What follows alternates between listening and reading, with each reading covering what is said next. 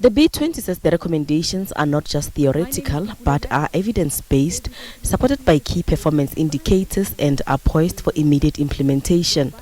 It says if G20 countries and multilateral institutions implement the recommendations, this will bridge gaps and unlock the continent's potential.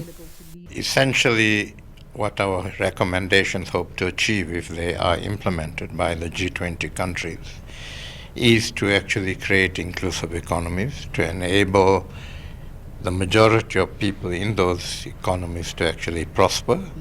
And we are absolutely clear that we can't do that as a world if we don't collaborate with each other and cooperate with each other.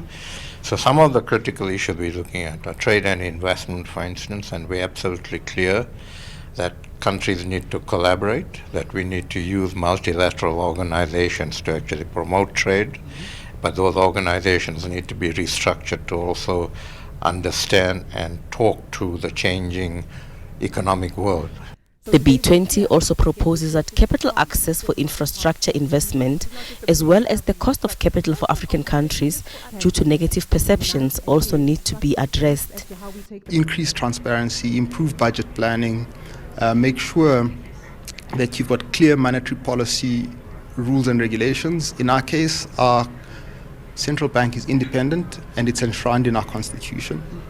Not only are they independent, we have got a free-floating exchange rate, which reflects economic reality.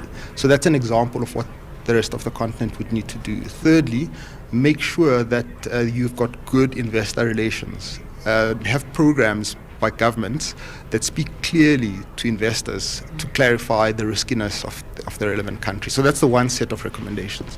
The second set of recommendations would relate to ratings agencies and risk managers to say the scientific or the evaluative models that they have to determine risk and the inputs into those models, like debt to GDP and so forth, need to be clearly thought through and reflect the actual reality that happens on the ground. International Relations Minister Ronald Lamola received the recommendations on behalf of the G20 Presidency.